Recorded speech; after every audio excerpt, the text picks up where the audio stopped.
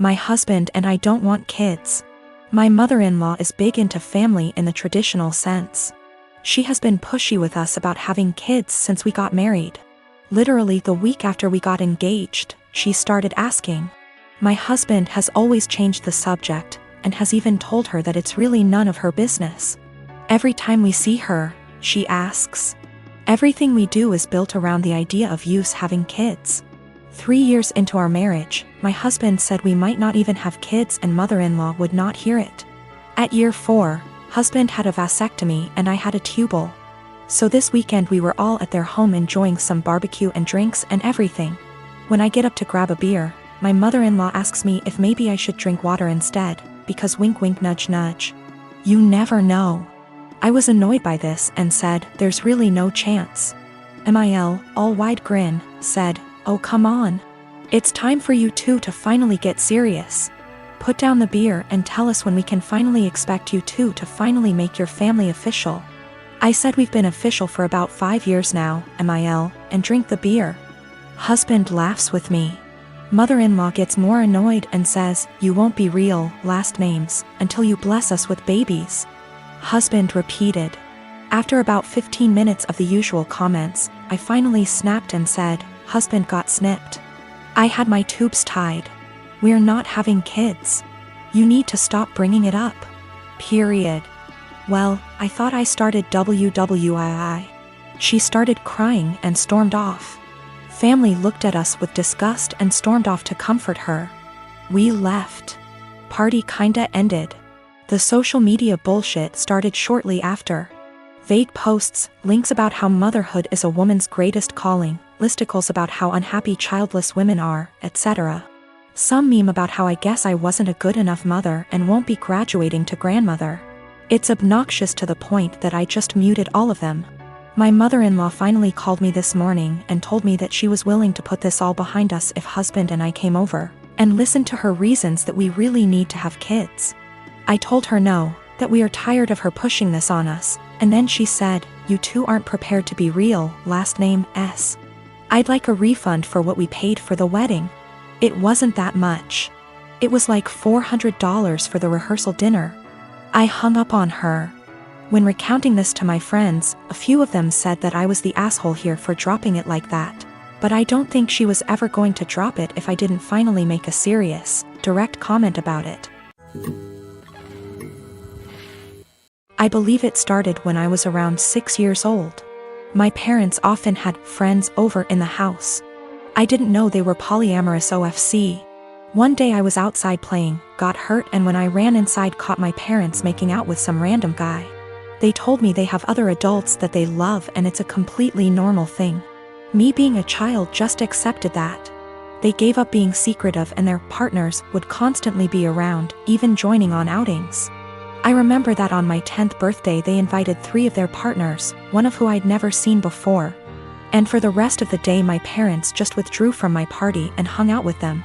I never saw them doing anything explicit again, but they would kiss their partners, hug them, make flirty comments. Something that would be normal between parents but with many more people. Sometimes I came home from school and my parents were gone and there was some random adult in our house. Some of them seemed surprised that my parents even had a child. I always hated it, but since my parents had told me this was normal, I assumed many adults probably did similar things and that it's just an adult thing all kids hate. Later they had less partners and eventually seemed to stop. Not that I'd know for sure. I moved out with 17. I didn't think about it anymore. A year ago I started therapy, other reasons. As usual the topic of my upbringing came up and it brought back many feelings I wasn't aware of. I realized that although my parents were always good to me, I had never really felt close to any of them and still have a lot of resentment, that they made me feel like I had to compete for my parents' attention with random strangers. A while ago, I visited them and they told me they are going to take part in a documentary about polyamorous families, and that the producers would like to include interviews with the children. So they would love if I could agree and tell everyone that polyamory doesn't mess kids up. All my resentment bubbled up and I said that I cannot agree because I would not be able to say anything positive. My parents looked shocked. I had never brought this up before, and asked why, and I unloaded all, that I always felt pushed aside. We barely had any family time without strangers intruding. It turned into an argument and I became loud and yelled that the truth is it did me up and they shouldn't have had a child. My mother cried and my father said I should probably leave. So I left and was shaken up for the rest of the week, but also felt regret because I've never made my mom cry before. Later my father sent me a message that was like, "We are sorry you feel that way. Can we have a calm discussion about this soon?" Even though I tried to, it's like I can't reply. This argument brought something very emotional up in me. I am 17, female, have a child Aaliyah. She is 6 years old with my ex Jacob. He is 33 years old. He has a new girlfriend Regina. She is 27 years old. We just finalized a court order he requested after meeting her and currently have complete 50/50 custody. Regina has always been a little too involved and believes that since she trains parents to parent, she knows everything. Every time I ask Jacob for help with Aaliyah, he comes with suggestions from Regina instead of workshopping things between the two of us. She has been overstepping for years. Jacob and I are pretty much parallel parenting now and do everything separate, including birthdays and even parent-teacher conferences. He brings Regina with him to his meetings. Regina picks Aaliyah up from school every day because I don't get off work in time, and he did not want to pay for the after-school program, since he did not need it during his time. So of course he jumps at the opportunity to involve Regina. Well, I currently am trying to find a car because I lost mine, so she ends up bringing Aaliyah to my home instead of our meeting point. When she showed up with my daughter, she was being really quiet and looked sad. When I asked her what was wrong, she wouldn't tell me, so I confronted Regina at her car, who said she took away Aaliyah's tablet and TV time because she refused to do her homework and kept her home from cheerleading practice until it was done, so she missed it. Aaliyah loves cheer, and this was just cruel to me. It's something she and Regina connect over, and she got her all into this sport just to use it as a tool to control her? To rip away when she feels like it? She's 6 years old, and that was not her place.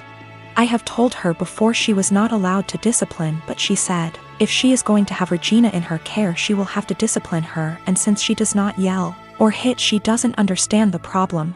I told her she is not a mom and should not be acting like one. She said this is why Aaliyah has behavior issues in MY care and left. I called Jacob and demanded that Aaliyah is put in the after-school program, and he refused, saying I was being ridiculous. But the parenting plan says no cruel punishments and that only the parents should lead most discipline. If he's doing what she says all the time, how is he leading?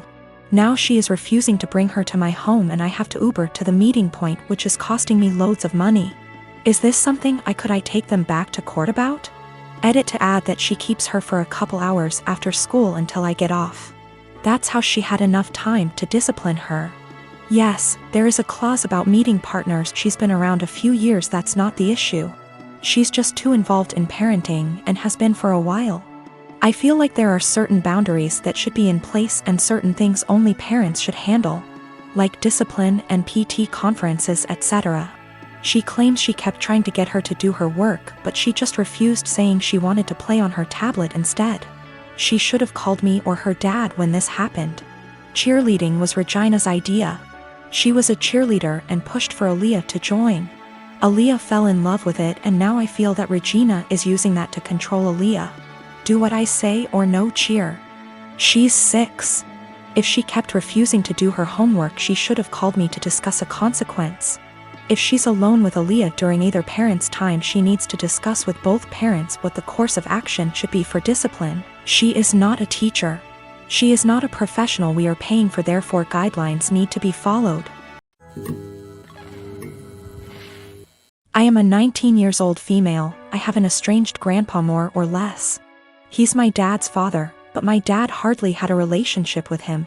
I have 2 other siblings, one younger and one older. My grandma divorced my grandpa when my dad was only 10. So he lived with my grandma his whole life in a different state and didn't see him. When he got older, he saw him a little more, and my grandpa started coming around a little bit more as well. He'd stay for a week at a time and then go home. He was an old, bitter man, to be honest. He never got remarried and lived his whole life in his coastal town with the same friends he'd had his whole life. He wasn't pleasant to be around and could hold grudges longer than anyone I've ever met. But regardless of this, He was filthy rich. He owned a successful business that he sold for $1 million. He retired after selling, but his house sits on an island as well as the biggest piece of land on the island. So it sold for well over $3 million.